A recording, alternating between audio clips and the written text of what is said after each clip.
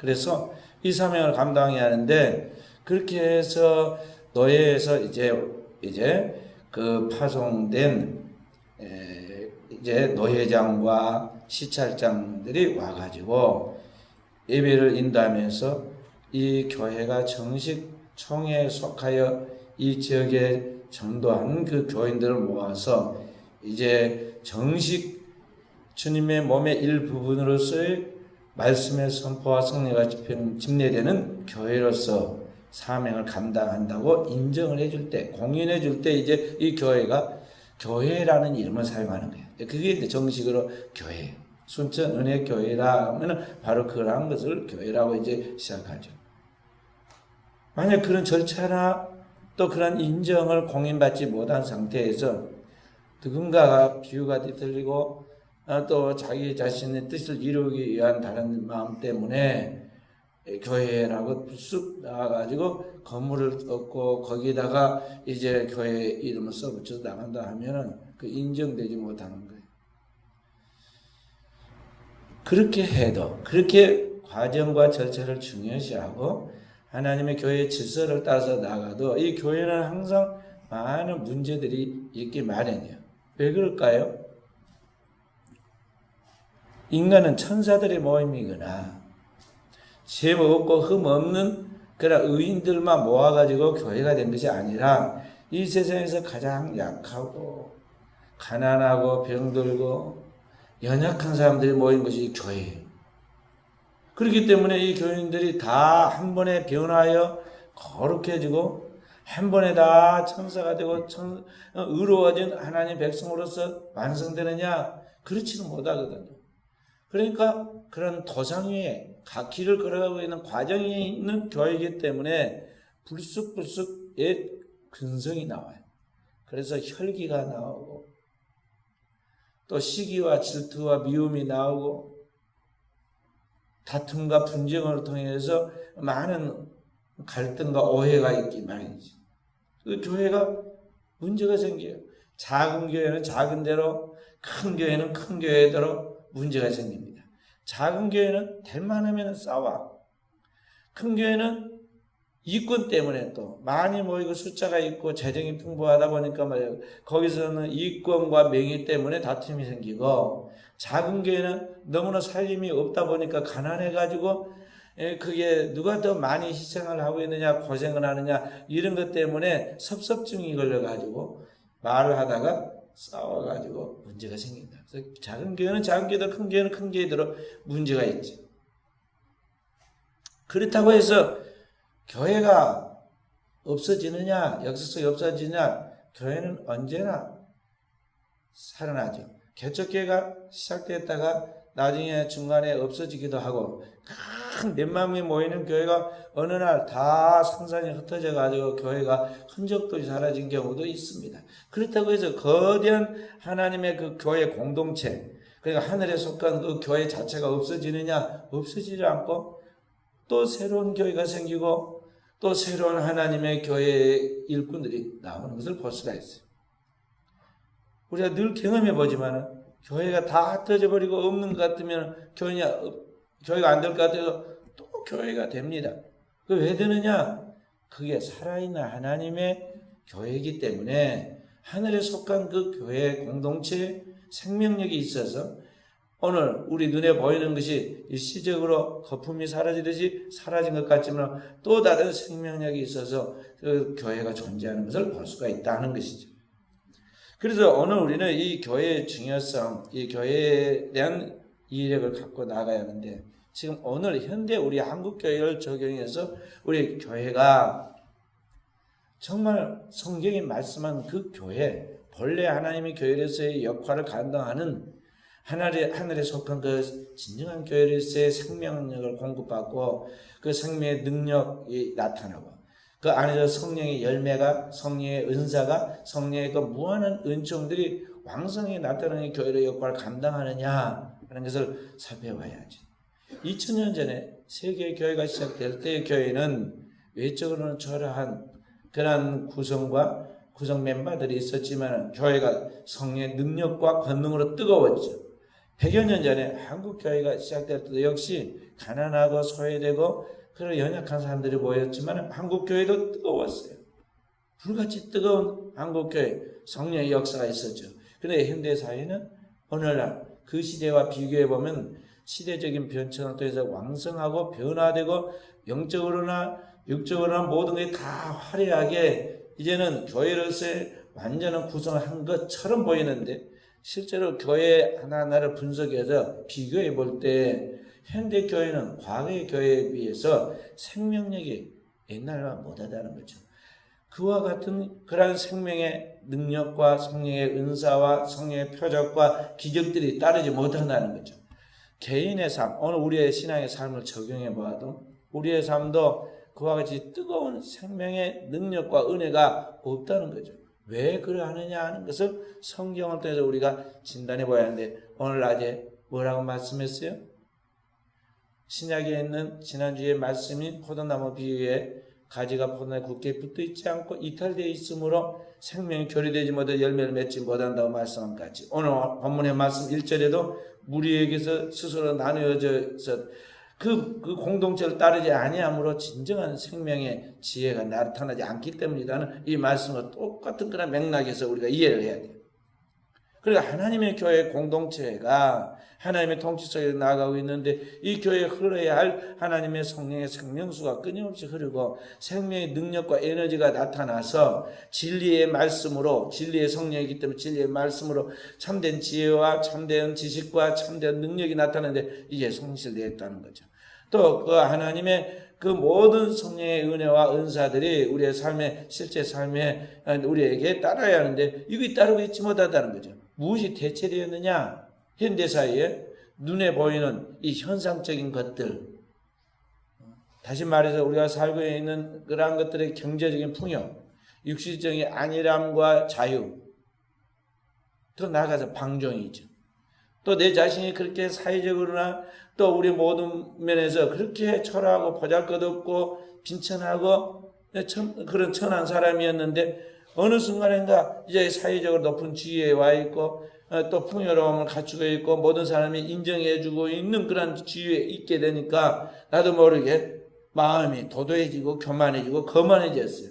그래서 하나님 앞에서 갈급함이 사라지고 하나님의 은혜에 대한 그 갈증과 열정과 뜨거움이 사라졌다는 거죠. 순수함도 사라졌어. 그러다 보니까 이 보이지 않는 하나님의 나라에 속한 백성으로서 그 영원한 교통이 확실해야 돼. 이게 좀 희미해졌고 하나님께로부터 오는 온갖 좋은 은사와 선물들을 충만히 매일 공급받아야 하는데 이것이 소멸됐다는 거죠. 우리는 어린아이들처럼 장난감을 좋아하고 먹을 것을 좋아하고 그리고 달콤한 사탕을 좋아해서 그런 걸 쫓아다니는 어린아이처럼 우리는 세상과 세상에 있는 것들을 사랑하게 되고 그런 것들에 집착과 애착과 욕망을 갖고 그런 것들을 붙잡기 위해서 쫓아가므로 진정으로 중요한 영원한 가치가 있는 절대적인 하나님의 그 보화들, 하나님의 나라의 생명을 상실해버렸다는 것이죠. 그래서 우리의 진짜 중요한 영혼의 힘이 생겨야 하는데 영역이 있어야 하는데 영역이 상실되고 영혼의 힘이 없어요. 그래서 굉장히 겉으로는 우리가 자신감이 넘치고 뭘 잘할 것 같이 보이고 그러는데 실제로 뭘 해보면 아무것도 못하는 거죠. 무력하고 무능력하고 심지어는 그렇게 옛날에 물고 닦고 기도하던 그런 경건한 습관이 몸에 있던 사람인데도 어느 날 그 다 까먹어버리고 기도가 안 됩니다. 기도하러 나오는 게 그렇게 힘들고 하나님의 예배드리러 나오는 게 그렇게 힘들어요. 옛날에는 교회 나온 성도였는데도 잘했는데 지금은 이제 집사가 되었는데 더 잘 믿어야 하는데 더 잘해야 하는데 더 엉터리가 되고 있다는 거죠. 왜 그러느냐? 교회 공동체로부터 우리가 나도 모르게 마음이 멀어져 있어요. 입술은 하나님을 주여줘야 하지만 마음은 내게서 멀도다. 주님이 지적하신 것 같이 우리가 지금 주님과 하나 되지 못하고 점점 주님께로부터 멀리 이탈되어 있다는 거죠. 이탈된 그 사람은 마치 무리에게서 이탈되어 있는 들소가 순식간에 사자떼에 공격을 받아서 그 생명을 잃어버린 것 같이 하나님의 말씀의 본질로부터 교통으로부터 거기 이탈되어 있는 인간은 아무리 껍데기는 들소처럼 막 둥치고 대단한 것이 보일지라도 순식간에 사자밥이 되고 마는 것이죠. 그래서 성도는 이 교회가 얼마나 중요한 것인지를 알고 이 교회 중심적인 신앙생활을 하고 교회에 굳게 자신의 신앙이 붙어 있어서 그 본질에 이탈하지 않도록 거룩한 경관의 습관과 훈련이 되어져야 하는 것입니다. 할렐루야. 옛날에는 교회가 너무 멀리 있었어요. 그래서 보통 4km 떨어지는 것은 보통이었잖아요. 그래도 그 멀리 있는 교회를 새벽 일찍, 옛날에 이렇게 뭐 10km 5시에 한 게 아니에요. 4시부터. 그러면 3시 반까지 막 교회를 갑니다. 부지런한 권사님, 할머니들은 2시 반이면 벌써 이제 막 가기 시작해요. 일찍 주무시거나. 근데 그래도 교회가 새벽 기도 한 사람이 얼마나 많았습니까? 그때 무슨 차가 다니는 때가 아니잖아요. 차가 다니는 때라도 새벽부터 차를 다니지는 않아요. 시골에서 옛날에 보면은요, 아이들 학교 이제 통학할 그 시간 정도의 첫 차가 있지, 차 일찍 가는 차가 없어. 그러니까 걸어 다녀야 돼. 그래도 매일 빠지지 않고 새벽을 깨고 기도했는데, 여사이는 집집마다 승용차가 있습니다. 자기 차가 다 있어요. 또 여자애는 너무 잘 먹고 영양이 풍부하니까 건강 삼아서 걸어다니면 더 좋아. 걸어다녀야 돼. 근데 안 걸어다니고 차도 안 몰고 새벽에 기도 안 합니다. 왜 그러냐 물어보면 피곤해서 그런다고 그러고 잠을 못 깼다고 시계 소리가 안 들렸다고 그럽니다. 그럼 어디에 그 에너지를 쏟았을까요? 주님의 그 나라와 그의 의를 구하라고 주님이 분명히 크리스찬의 삶의 원리를 이야기해 줬거든. But you seek first his kingdom and his righteousness. 너희는 먼저 그의 나라와 그의 의를 구하라. 그렇게 주님께서 말씀하셨으니까 우리 그리스도인이 정상적 크리스찬이라면 그게 우선순위를 두고 나갔어야 할 것인데 어디에다가 진액을 쏟았을까요? 선악과 눈에 보암직하고 먹음직하고 지혜롭게 할 만큼 탐스러운 육신의 정욕과 안목의 정욕과 이생의 자랑, 무엇을 먹을까 마실까 입을까 염려하는 그게 우리가 전력을 쏟다 보니까 에너지가 다 고갈되었어요.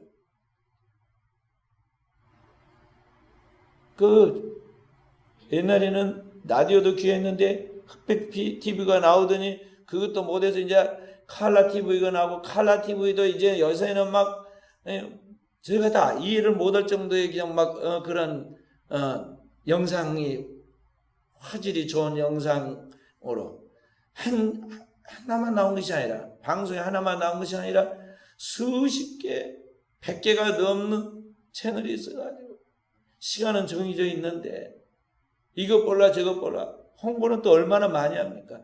그것만 아니라 자기 손에 TV가 있어가지고 스마트폰으로 다 검색해서 볼 수 있고 한국만 보느냐 세계 걸 다 볼 수가 있어요. 그러니까 이리 빼앗기고 저리 빼앗기고 시간을 다 빼앗기고 에너지를 빼앗겼으니 당연히 탈진이 돼가지고 새벽을 못 깨는 거죠. 못 깨. 근데 다양한 이유가 있어. 어찌됐든 이런 것들인데 이게 다 공중의 권세 원수 마귀가 인간으로 하여금 타락한 본성에 그 영향을 받아가지고 인간이 이 세상 것을 붙잡기 위하여 그것을 맛보기 위하여 거기에 정신을 빼앗겨서 거기에 쫓아가도록 하게 만들므로 말미암아 거기에 우리의 영혼을 넘겨준 거야. 영혼만 넘겨준 거야. 영혼이 가고 육신이 따라가듯이 우리의 모든 삶의 에너지를 거기다가 투입을 하게 되어 있다는 거죠. 그것이 오늘 세상을 살아가는 풍조가 되고 있어요. 이 세상 풍조를 따르지 말라고 성경을 했는데 그 풍조가 오늘 삶의 그런 흐름, 스타일, 분위기가 되고 있다는 거죠. 그래서 신학적으로 인본주의다. 사회에서 개인주의라고 말하고 이기주의라고 말하고 쾌락주의라고 말하고 그리스도인은 항상 그리스도 중심적인 삶을 살아야 하고 말씀 중심적인 삶을 살아야 하고 하나님 앞에서 성령의 인도함을 받는 삶을 영적인 삶을 살아야 하는데 그런 것과는 상관없이 이 눈에 보이는 현상적인 것, 육체적인 것, 인간적인 것들을 쫓아나가는데 배후에 그 강력한 사단의 영향력이 있다는 것을 우리가 두려워하지 않고 감지하지 않고 우리는 자꾸 세상에 있는 것을 내가 마음대로 조절하고 통치할 수 있을까지 생각하면서 우리가 거기에 내 영혼을 넘겨주고 만다는 거예요.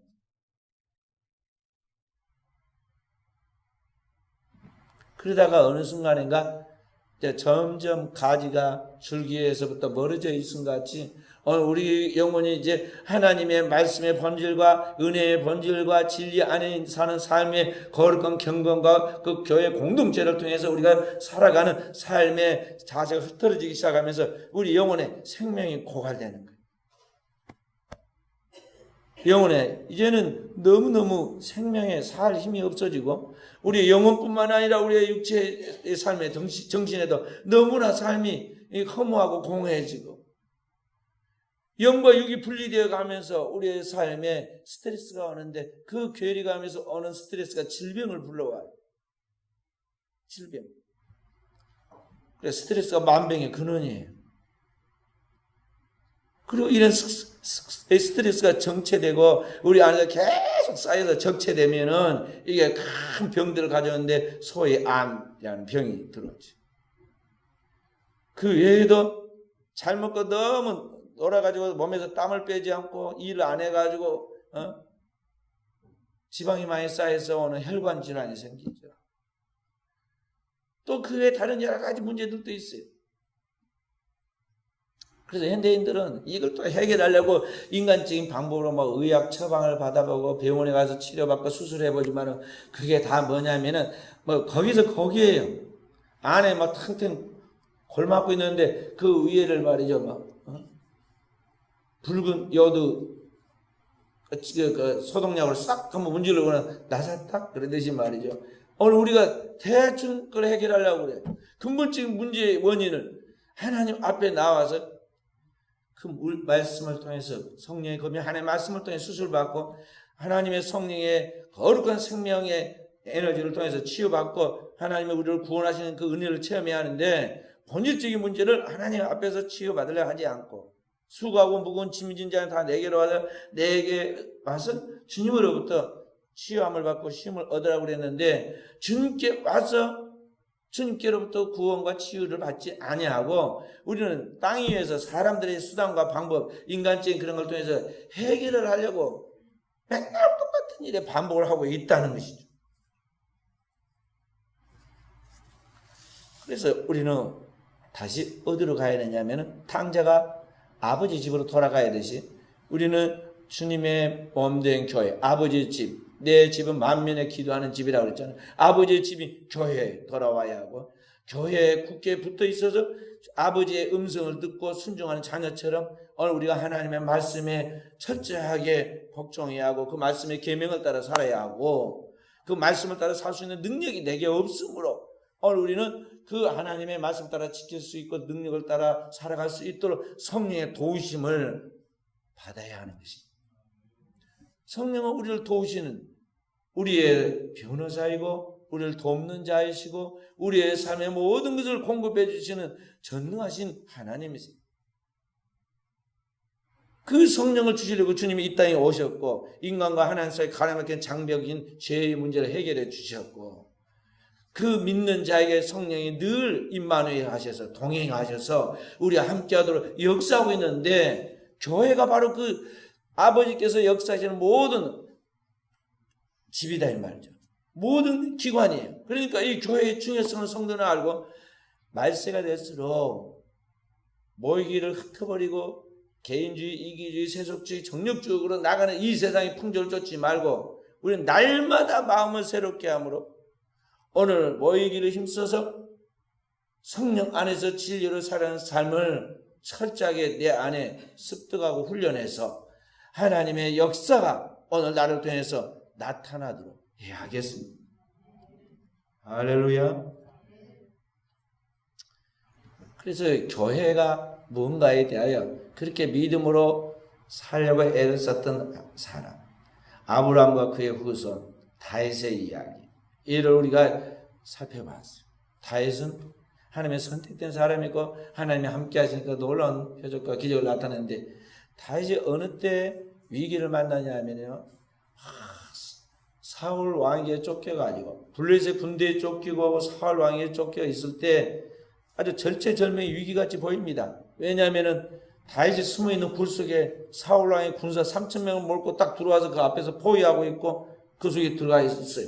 얼마나 위태한 순간이에요. 근데 하나님께서 딱 그 순간에 사울왕을 잠들게 만들어 놓고 다른 부하들은 다 밖에 있지만은 거기에 없는 것 같이 아무 기능을 발휘 못하게 만들죠.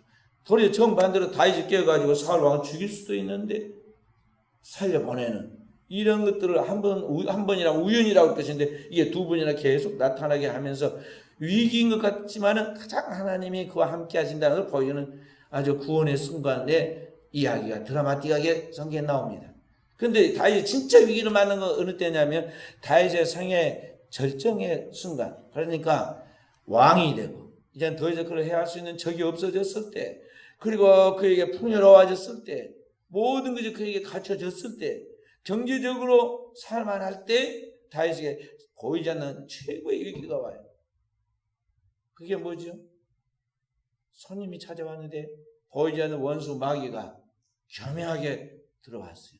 마치 선악과를 가지고 왔던 것 같이, 아담이 선악과를 가지고 왔던 것 같이 예수 그리스도에게 시험하는 자 마귀가 와서 망구의 영혼을 끄집어 딱 내놓고 시험했던 것 같이 이 다윗에게 와서 마귀가 시험을 했는데 이 세상에 가장 아름다운 여성의 모습으로 딱 와가지고 다윗을 시험하잖아요.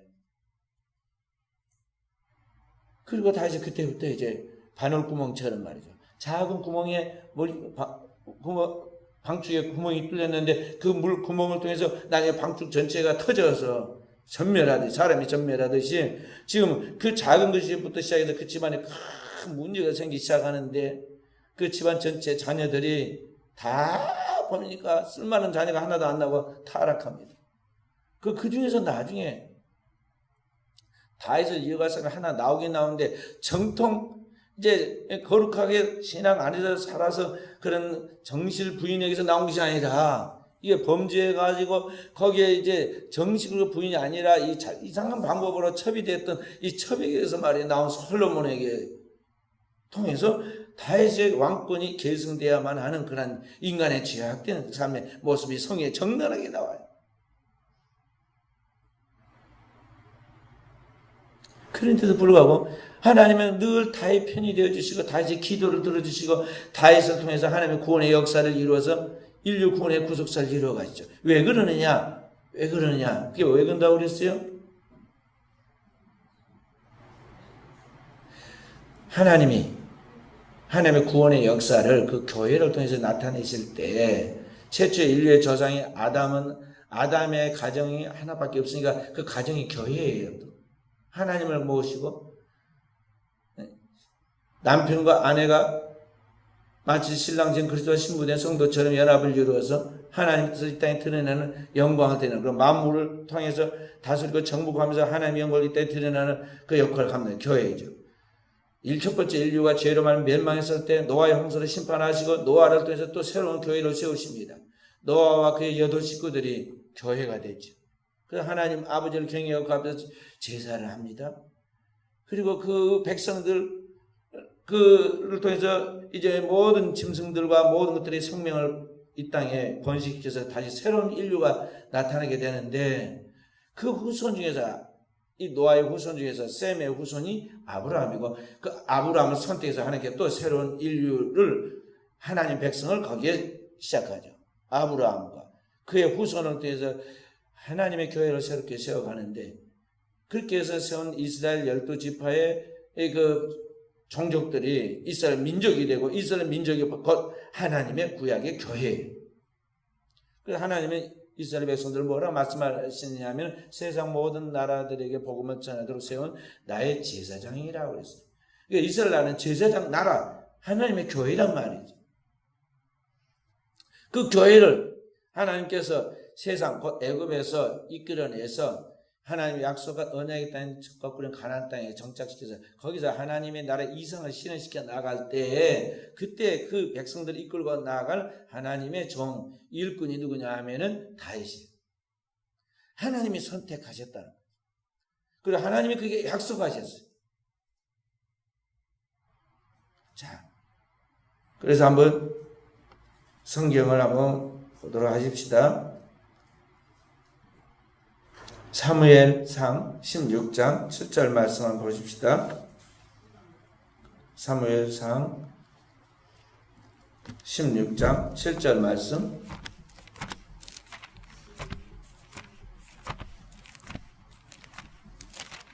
누가 읽어주세요. 16장 7절. 여호와께서 사무엘에게 이르시되 그 용모와 키를 보지 말라. 내가 이미 그를 버렸노라. 내가 부른 것은 사람과 같지 아니하니 사람은 외모를 보거니와 나 여호와는 중심을 보느니라 하시더라. 여기 하나님께서 이제 아들 중에서 한 왕을 예선하에 뽑고 그에게 기름을 부으려고 할 때 그 아들들을 지금 선택하면서 그 아들들 하나하나 그 사무엘 앞으로 지나가게 할 때 사무엘은 볼 때 큰아들인 장자 여기 보면 엘리압을 보고 그에게 기름을 부으려고 하였어요. 그때 하나님께서 아니다. 그의 용모와 키를 보지 마라 그랬고 나 여호와는 중심을 보신다 그랬어요. 그리고는 7이 다 지나갔는데 하나님께서 이들을 택하지 아니하셨다 그래요. 또 누가 남아있는자 그랬더니 막내가 8번째가 남아있는데 그는 여기 오지 않고 지금 양을 치고 있다 그랬더니 그를 데려와서 거기 그를 데려오라고 그랬어요. 그리고 12절에 데려왔어요. 12절 읽어봅니다. 그를 데려오며 그의 빛이 붉고 눈이 빼어나고 얼굴이 아름답더라. 여호와께서 이르시되 이가 그니 일어나 기름을 부으라 하는지라. 사무엘의 꿀병을 가져다가 그의 형제 중에서 그에게 부었더니 이날 이후로 다윗이 여호와의 영이 그에 감동되니라. 사무엘이 떠나서 라마로 가니라. 그러니까 다윗은 하나님이 선택하시고 그에게 정식으로 기름을 부어서 임명을 한 사람이다 이 말. 다윗은 그러니까 생각하는 거에 모든 것이 확실하게 근본적으로 달랐어요. 그래서 나중에 그가 이제 왕이 된 다음에 예루살렘의 왕이 되고 예루살렘을 정복해서 예루살렘을 수도로 정하고 그 왕궁 안에 거할 때 그 첫 번째 생각한 게 뭐냐면 나같이 보잘것없는 베들레헴의 목동이 오늘 이스라엘에 뽑힌 자가 되고 양을 그 이스라엘 백성들을 치는 목자가 되고 그 백성들 가운데 하나님 뜻을 펼치게 되었으니 그게 도대체 어떤 하나님의 은혜이냐. 이 하나님 앞에 내가 영광으로 하나님의 사명을 감당해야겠다 생각하고 그가 생각한 첫 번째가 무엇이었느냐면 예루살렘 때는 첫 번째 생각한 것이 내가 하나님의 성전을 지어야겠다. 그래서 천하 만민이 그 교회에 나와서 성전인 하나님의 교회에 나와서 복음의 말씀 하나님의 말씀을 듣고 영원한 생명을 얻게 만들었다는 아무도 생각하지 못한 생각을 다윗은 생각을 합니다. 그랬을 때 하나님이 다윗에게 하신 말씀이에요. 사무엘하 7장 말씀 보십시다. 사무엘하 7장 8절부터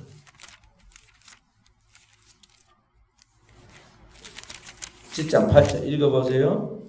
그러므로 이제 내 종 다윗에게 이와 같이 말하라. 만군의 여호와께서 이와 같이 말씀하시기를 내가 너를 목자 곧 양을 떠나는 데에서 데려다가 내 백성 이스라엘의 주권자를 삼고 내가 가는 모든 곳에서 내가 너와 함께 있어 내 모든 원수를 내 앞에서 멸하였은즉 땅에서 위대한 자들의 이름같이 내 이름을 위대하게 만들어주리라. 내가 또 내 백성 이스라엘 위하여 한 곳을 정하여 그를 싣고 그를 거주하게 하고 다시 옮기지 못하게 하며 악한 종류로 전과 같이 그들을 행하지 못하게 하여 전에 내가 사사에게 명령하여 내 백성 이스라엘을 다스리던 때와 같이 아니하게 하고 너를 모든 원수에게서 벗어나 편히 쉬게 하리라. 여호와가 또 내게 이르노니 여호와가 너를 위하여 집을 짓고 내 수완이 차서 내 조상들과 함께 누울 때에 내가 내 몸에서 내 씨를 내 뒤에 세워 그의 나라를 경고하게 하리라. 그는 내 이름을 위하여 집을 건축할 것이요 나는 그의 나라 왕위를 영원히 경고하게 하리라. 나는 그에게 아버지가 되고 그는 내게 아들이 되리니 그가 만일 죄를 범죄하면 내가 사람의 묘와 인생의 채찍으로 경계하리라. 내가 내 앞에서 물러나게 한 사울에게서 내 은총을 빼앗은 것처럼 그에게서 빼앗지는 아니하리라. 내 집과 내 나라가 내 앞에서 영원히 보존되고 내 왕위가 영원히 경고하리라 하셨다 하라. 아멘. 여기 보면 다윗이 지금 왕궁에 거하면서 여호와께서 주의 모든 원수를 무찌르고 왕으로 하여금 예루살렘 궁의 평안이 살게 한 그때 그가 생각한 게 무엇이었느냐 하면은 나는 백양목강에 나 같은 것이 거하는데 하나님의 교회는 휘장 가운데 있으니 내가 하나님의 성전을 지어야겠다 하는 그런 마음을 갖게 되죠. 그러니까 주님께서 짓지 말라고 그랬어요. 왜냐하면 너는 칼을 사용한 군인으로서 사람을 죽였기 때문에 피 흘리는 그 손으로 성전을 건드리기 합당치 않다는 거죠. 그러나 성전을 건드리는 그 마음은 귀하기 때문에 이제 내가 너에게 축복을 베풀어 주는데 이러이러한 축복을 주려 하면서 엄청난 축복을 약속해 주죠. 다윗의 왕권을 영원히 꺼지지 않게 하고 거기에 이스라엘 주권자로서 하나님 함께해서 원수들을 멸하고 그리고 그곳에 주님께서 여기 보면 내가 또 내 백성 이스라엘을 위해 한 곳을 정하여 그를 심고 그를 거주하게 하고 다른 곳으로 옮기지 못하게 한다고. 이 바로 예루살렘에 하나님의 성전을 세우게 한다는 거죠. 그래서 13절에 네가 아니라 이제 네 몸에서 난 씨가 이제 평화의 왕으로서 이 하나님의 나라를 세울 수 있도록 굳건하게 세울 수 있도록 하나님의 집인 성전을 건축하게 만들어서 하나님의 나라와 그의 왕위를 영원히 경고하게 하여 주겠다고 했어요. 바로 그런 하나님의 약속을 받은 사람이에요. 그러니까 하나님의 교회를 통해서 하나님께서 이루도록 하셨다는 거죠. 그렇게 해서 이제 다윗이 그 절정의 순간에 여러 가지 인간적 약점과 허물, 다윗의 가정에 세상에 내놓을 만한 자랑거리가 아닌 수치스러운 것들이 그렇게 많았고 허약함과 무력함과 좀 어떻게 보면 유치한 그런 것들이 많았음에도 불구하고 하나님께 다윗을 끝까지 보호해 주시죠. 언제까지냐? 그리스도 예수가 오시기까지.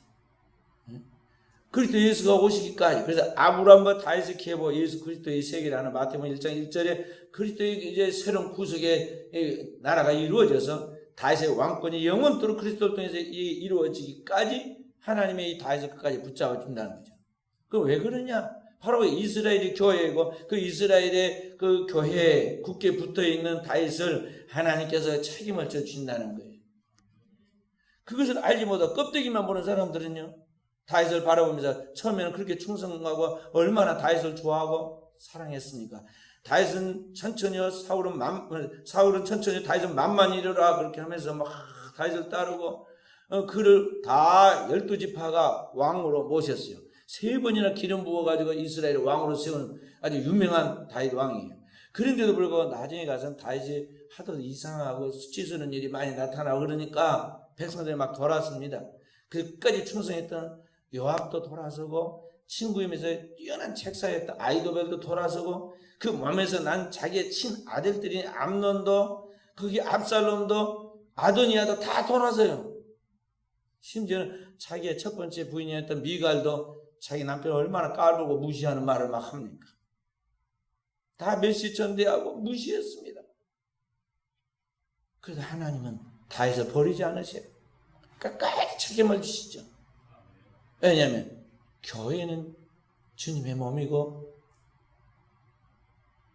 어느 교회인 다윗은 이스라엘 백성들과 함께 끝까지 주님을 쫓으니까 주님께서 함께 하신 것이에요. 근데 그들은 그 백성들은 껍데기만 보고 다윗의 그 약점, 그 허물, 그 가정에 유치하고 부끄러운 죄악된 것들만 바라보면서 다윗도 끝났다. 이제 뭐 그에게 하나님 함께할 이유도 없다. 그에게 무슨 정의가 있느냐? 그에게 무슨 내놓을 만한 자랑거리가 의로움이 있느냐? 아니다는 거죠. 이제 끝났어요. 새로운 신선한 사람이 나타나야 하는데 그래서 처음에는 암논이라고 생각했다가 나중에는 압살롬이라고 생각했다가 나중에 아도니아라고 생각했죠.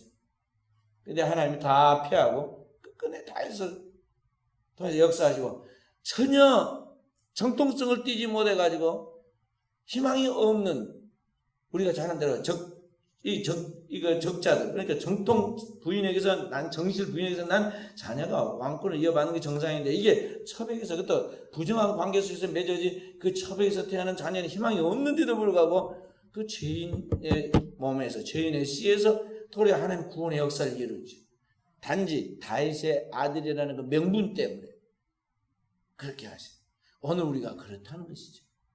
오늘 현대사회를 살아가는 우리가 벌레는 돌 감나무와 같고 돌 포도나무와 같이 주님과 상관없는 삶을 살아가는 죄인들이고 죄 덩어리들이었는데 그런 우리에게 하나님께서 그리스도 예수의 복음을 들려주시고 그리스도 예수를 믿음으로 말미암아 내 모든 죄를 깨닫게 하시고 회개하게 하시고 그리스도의 피로 영원한 속죄의 공로를 덧입게 하였고 그렇게 해서 하나님의 자녀가 되었고 하나님의 영원한 백성으로 하나님이 인치셨다는 것을 성경을 또 우리가 계시하셨는데 그 말씀을 내가 믿을 때 믿음으로 말미암아 의롭다 인정해 주시고 의롭다 인정한 오늘 우리를 끝까지 하나님 나라의 백성이 되게 하기까지 계속적으로 우리는 약점과 허물이 많고 부족한 투성에도 불구하고 책임을 져서 우리를 그 하나님의 자녀로 변화시켜 성화시키고 하나님의 나라의 영광 가운데 이르도록 영화로운 존재로까지 만들도록 책임져 주신다는 거죠.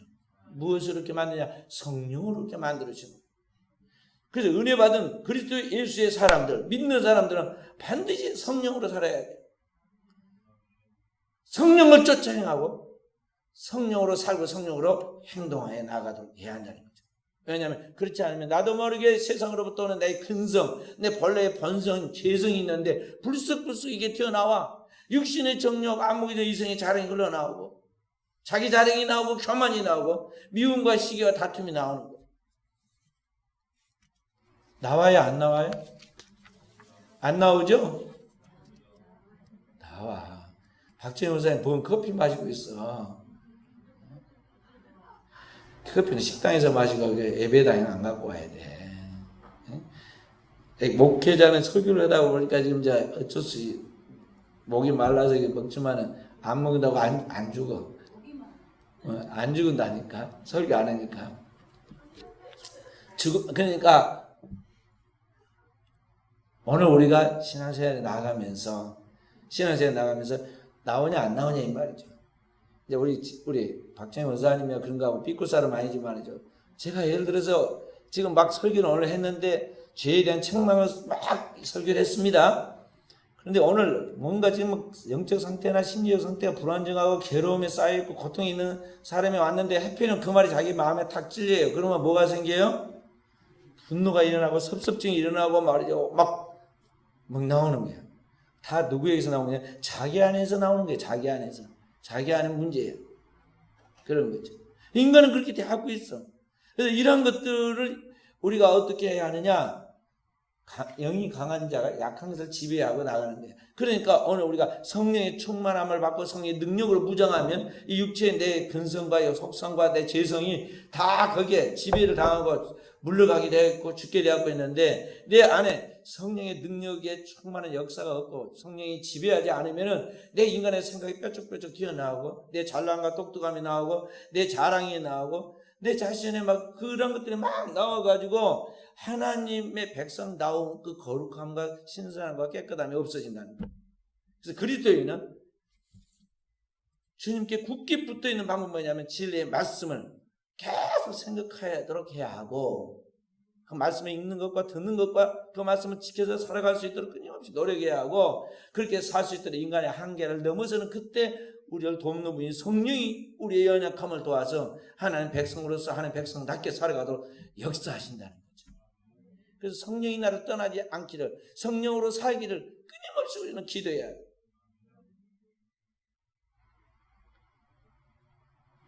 그러니까 땅에서부터 내 육체로부터 주의 몸된 교회로 더 나아가서 하늘의 영혼을 보이지 않는 무형의 교회까지 시간 공간을 초월해서 그 무형의 교회까지 더 나아가서 영원한 하나님의 나라의 완전한 그 세계 하나님 아버지 지배까지 오늘 우리가 하나가 되어서 시간 공간을 초월해서 영원한 하나가 되어서 거기에서 머물러 살도록 오늘 우리는 굳게 주님께 붙어 있어야 한다는 것입니다.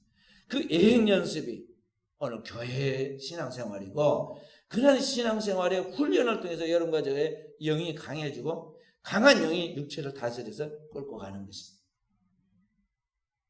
그래서 이 날씨가 더워진 여름에도 우리가 오후 예배를 주님께 더 드리고 힘써야 할 이유가 기도해야 할 이유가 거기에 있는 것이죠. 그래서 이제 봄이 지나고 여름으로 이제 들어갑니다. 6월 달부터 이제 여름이잖아요. 여름으로 들어가는데 우리 하나님 앞에서 날씨보다 더 뜨거운 영성을 가지고 열정을 가지고 주 앞에 나가야겠어요. 뜨겁게 주님을 찾고 이게 사실 그렇게 덥지 않은 때 지금이 기도하기 가장 좋은 때예요. 기도도 많이 하고 성경도 많이 하고 경건서적도 많이 보고 우리가 영적인 자기훈련을 해가야 돼요. 나머지는 다 어떻게 한다? 열심히 먼저 하나님 나라와 의를 구하면 이 모든 것은 너에게 더하시리라. 하나님이 알아서 돌봐주시는 거예요. 아기가 자기 일을 잘 꾸려가는 거 아니에요. 아이는 엄마가 다 해가는 것, 지 하는 것만 잘 이렇게 이제 하면 엄마가 다 책임을 져줍니다. 엄마가 먹을 거 입을 거 뭐 스케줄 다 짜가지고 다 제 앞길 인도해 주잖아요. 아기가 뭘 하나요?